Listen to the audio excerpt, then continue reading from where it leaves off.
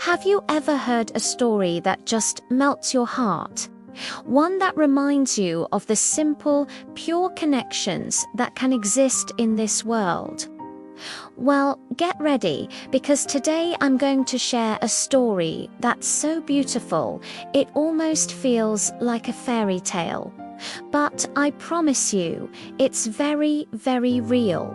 It's the story of a young boy named Matteo and his incredible, unlikely family of animal friends.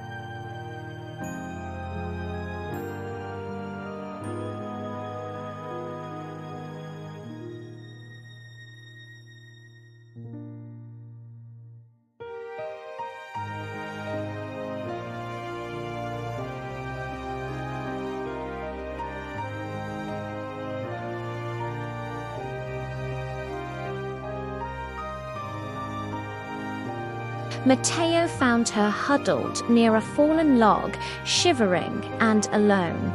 Her mother was nowhere in sight. Instead of being scared, Matteo felt an overwhelming sense of empathy. He sat down quietly, a good distance away, and just watched it. He didn't try to touch her or force anything. He just offered his calm, steady presence. Hours passed. Slowly, cautiously, the little fawn took a wobbly step towards him, then another. By sunset, she was gently nuzzling his hand. Matteo named her Luna. That single act of kindness was like a ripple in a pond. Word seemed to spread throughout the forest. Soon, Luna wasn't his only companion. A family of raccoons, usually shy and nocturnal, would come out during the day to watch Matteo play. They'd sit in a neat little row on a branch, their masked faces full of curiosity. One of them, a particularly brave one, he named Rocket, would even scurry down and try to help him build his forts of twigs and moss. Then came the birds. A majestic old owl, who Matteo called Professor Hoot, would perch on a branch above his favorite reading spot, seemingly listening as Matteo read his storybooks aloud. Blue jays, sparrows, and finches would land on his shoulders, chirping their own stories into his ear. It was as if they recognized something special in him, a gentle spirit, a heart that beat in rhythm with the natural world. The most surprising friendship of all was with a grumpy old badger named Barnaby. Badgers are known for being solitary and fiercely territorial. The local farmers all warned everyone to stay clear of the badger's set. But Matteo saw something different. He saw a creature that was lonely, not mean. Every day, he would leave a small offering of berries and nuts near Barnaby's home. He never expected anything in return. For weeks, the food would disappear, but the badger was never seen.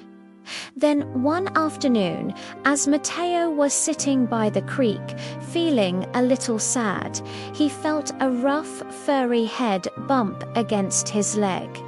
It was Barnaby. The old badger looked up at him with his wise, dark eyes, and for the first time, Matteo saw not grumpiness, but gratitude.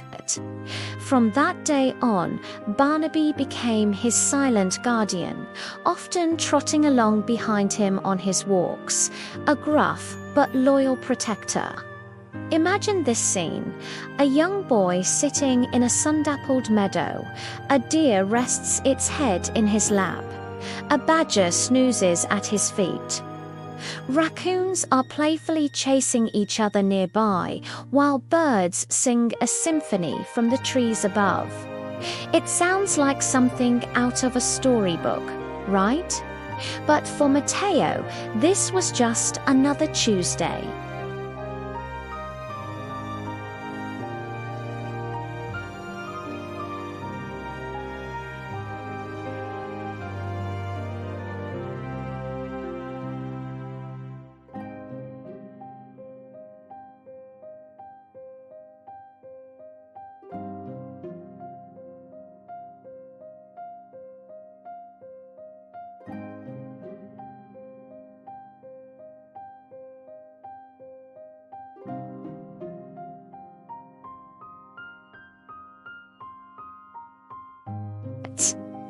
He communicates not with words, but with a language that all creatures understand, the language of patience, kindness, and respect. He knows when to be still and when to be playful. He knows which animals appreciate a gentle touch and which prefer to keep their distance. He learned the rhythm of the forest not by studying it, but by living as a part of it. Of course, life in the wild isn't always easy. There are storms, harsh winters, and the natural struggles for survival. But through it all, this unique family looks out for one another. When a fierce storm once knocked down a huge tree, blocking the entrance to the badger's set, it wasn't just Matteo who helped. Luna used her nimble hooves to clear away smaller branches, and even the raccoons helped by dragging away twigs and leaves in their surprisingly strong little paws.